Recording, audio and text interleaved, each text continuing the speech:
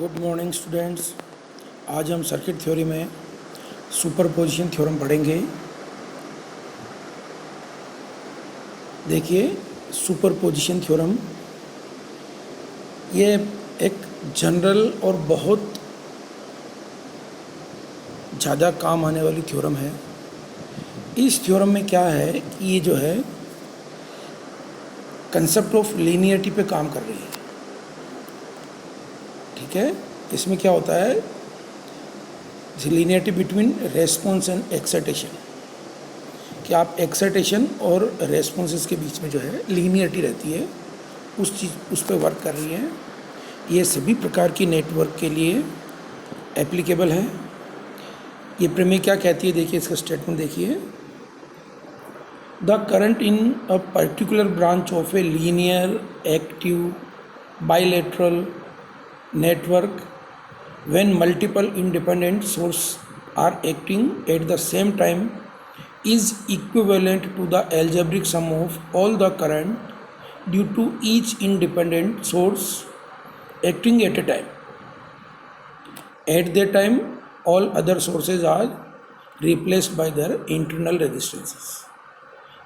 क्या मीनिंग आया इसका कि अगर कोई लीनियर एक्टिव बाइलेटरल नेटवर्क है जिसमें एक से ज़्यादा सोर्स लगे हुए हों, उन सभी के कारण किसी ब्रांच में धारा का मान प्रत्येक सोर्स को अलग अलग लेने पर उसके द्वारा बहने वाली धाराओं के बीच गणितीय योग के तुल्य होता है।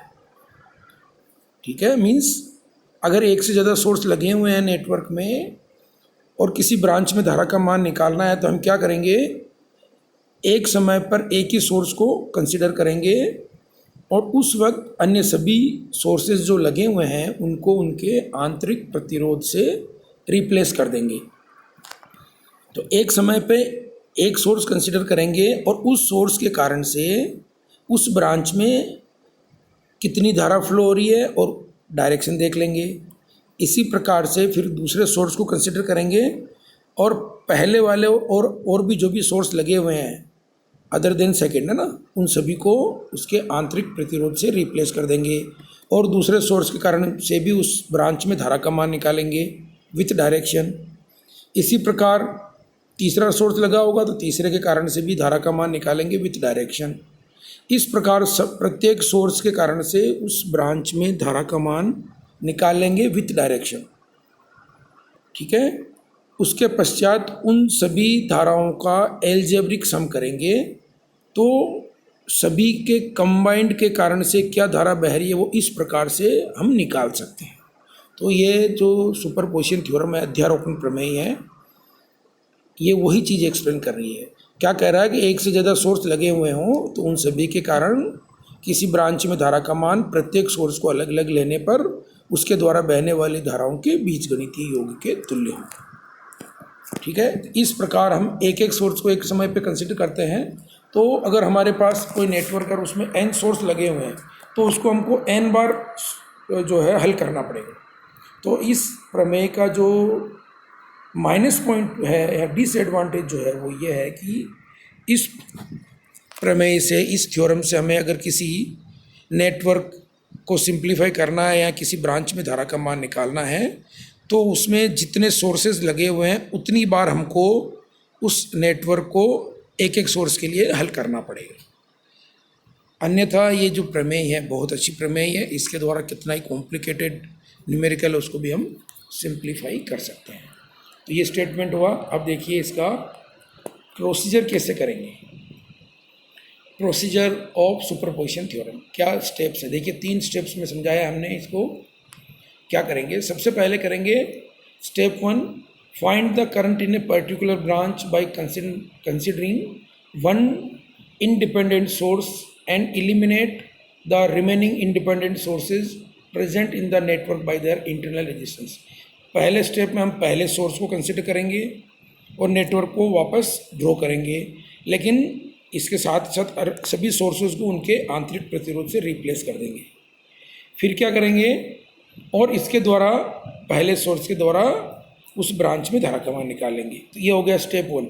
मीन्स पहले एक सोर्स को कंसिडर करेंगे और अन्य सभी सोर्स को हटाकर और पहले के कारण से उस ब्रांच में धारा का मान निकालेंगे विथ डायरेक्शन। स्टेप 2, पहले वाले स्टेप को रिपीट करेंगे। कब तक? प्रत्येक सोर्स के लिए, प्रत्येक इंडिपेंडेंट सोर्स के लिए ये वाले स्टेप को हम रिपीट करेंगे। इस प्रकार अगर हमारे पास मान लीजिए 4 सोर्स तो 4 बार है ये काम करेंगे हम कि प्रत्येक सोर्स के कारण से अलग अलग धारा का मान निकालेंगे। तो 4 सोर्स है तो चारों के कारण से धारा का मान निकालेंगे। और फिर थर्ड स्टेप क्या हो गया? Algebraic sum of all the current in order to get the overall current in particular branch.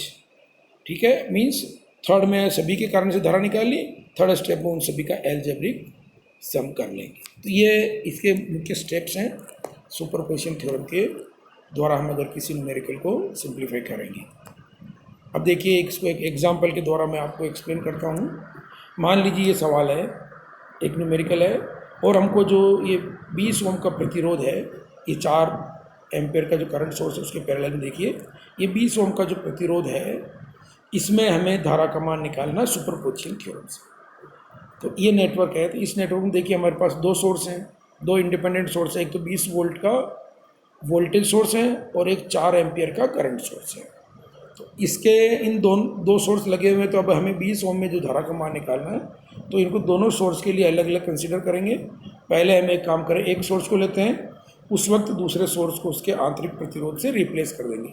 तो देखिए हम सबसे पहले 20 वोल्ट का सोर्स लेते हैं, तो बाकी नेटवर्क को वापस रीड्रॉ करेंगे और दूसरे सोर्स को उसके आंतरिक प्रतिरोध से रिप्लेस कर रहे हैं। तो देखिए ये रिप्लेस कर रहे हैं स्टेप 1। तो हमने जैसे रिप्लेस किया तो 4 एम्पियर का जो करंट सोर्स है, जैसा मैंने आपको इससे पहले वाले लेक्चर्स में पढ़ा रखा है कि करंट सोर्स है, अगर उसका आंतरिक प्रतिरोध नहीं दिया गया है तो हम उसको आदर्श आइडियल करंट सोर्स लेंगे।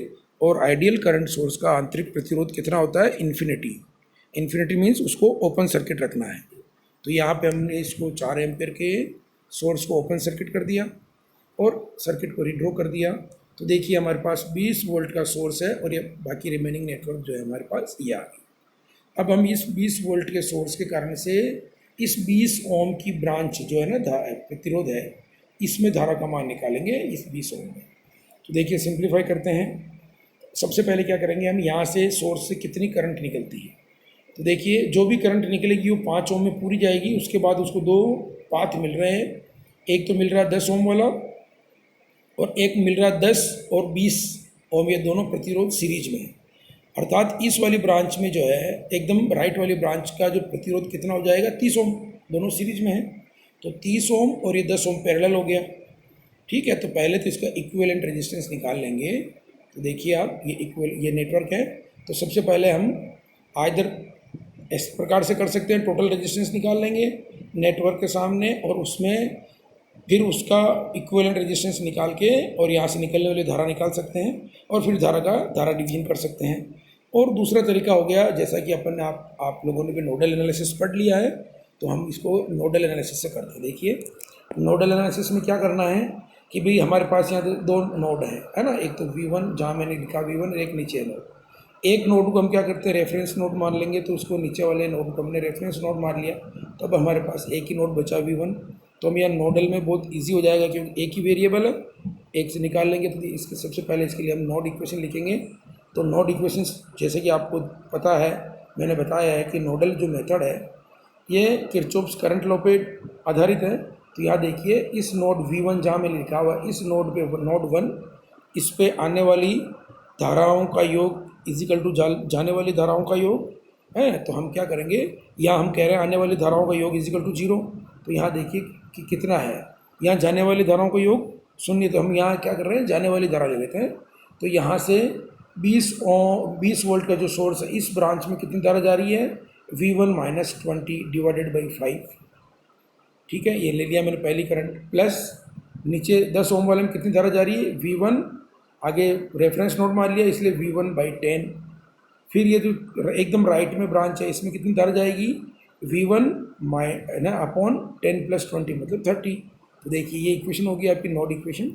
इसको आप सिंप्लीफाई कर रहे हैं तो V1, इसको खोल दिया आपने पहली इक्वेशन को, तो V1 by 5 minus 20 by 5 plus V1 by 10 plus V1 by 30 और सिंप्लीफाई किया इसको एलसीएम लेके तो ये आ गया हमारे पास 6v1 minus 120 plus 3v1 plus v1 is equal to 0। और सिंप्लीफाई किया तो ये हमारे पास हो गया 10v1 इज इक्वल टू 120 और v1 is equal to 12 volt. तो जो v1 का जो पोटेंशियल हमने v1 माना है नोड 1 का, उसका वोल्टेज आ गया हमारे पास 12 वोल्ट।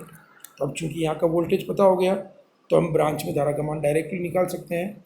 तो 20 ओम के प्रतिरोध जो है 10 ओम के सीरीज में है, इस माने वाली धारा कितनी हो जाएगी v1/30, 10 plus 20 is equal to 30। तो ये i1 की वैल्यू आ गई हमारे पास v1/30। v1 की वैल्यू कितनी है 12, तो यहाँ लिख देंगे हम 12। तो यहाँ substitute the value of v1 in the equation, तो i1 हो जाएगी 12/30। ये हो गया आपके पास 0.4 एम्पियर। तो जो 20 वोल्ट का सोर्स है उसके कारण से 20 ओम के प्रतिरोध में आने वाली धारा का मान हो गया 0.4 एम्पियर और उसकी डायरेक्शन आ गई हमारे पास ए से बी, ए टू बी। ठीक है, ऊपर से नीचे की तरफ आ रही है, इसलिए हमने 20 ओम के सोर्स के कारण से 20 वोल्ट के सोर्स के कारण से 20 ओम के प्रतिरोध में धारा का मान निकाल लिया 0.4 एम्पियर। वो डायरेक्शन दे दी हमने ए टू बी। अब सेकंड स्टेप करना है, ये पूरा प्रोसीजर दूसरे सोर्स के लिए भी लगाना है। अब हम लेते हैं 4 एम्पियर का करंट सोर्स और नेटवर्क को वापस रीड्रॉ करते हैं।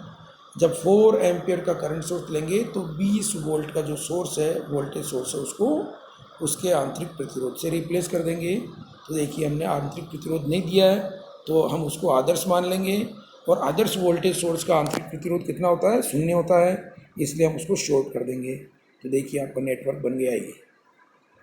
ठीक है, अब यहाँ देखिए 4 एम्पियर से सोर्स से करंट निकल रही 4 एम्पियर। यहाँ आने के बाद देखिए इसको एक तो 2 पाथ मिल रहे हैं, एक तो 20 ओम वाला और एक आगे वाला, जो ए और बी लिखा ना उसके आगे वाला, एक उसके लेफ्ट में है ना, ये वाला। ठीक है, तो ये देखिए, तो अब क्या करेंगे हम इसका इक्विवेलेंट रेजिस्टेंस निकाल लेते हैं पहले। तो देखिए 5 ओम और 10 ओम ये कैसे जुड़े हुए हैं, पैरेलल में जुड़े हुए हैं। तो इसका इक्विवेलेंट रेजिस्टेंस हो जाएगा 5 × 10/5 + 10। तो ये हो जाएगा हमारे पास 10/3, 50/15 मीन्स 10/3। और उसके बाद देखिए उसके सीरीज में हो गए 10 जो ए के पास है। तो इस ए और बी के बीच में, ए और बी जो लिखा हुआ मैंने टर्मिनल, उसके लेफ्ट में जो टोटल जो नेटवर्क है उसका प्रतिरोध हो गया हमारे पास 10/3 + 10 और ये हो गया 40/3। और हम कह सकते हैं इसको सिंप्लीफाई करेंगे तो 13.33 ओम। तो देखिए 4 एम्पियर से जो करंट सोर्स से धारा निकल रही 4 एम्पियर, उसको अब 2 पाथ मिल रहे हैं। एक हो गया हमारे पास 40/3 ओम का और एक हो गया हमारे पास 20 ओम का। चूँकि हमको 20 ओम में निकालनी है तो धारा डिवीजन का फॉर्मूला लगा लेंगे।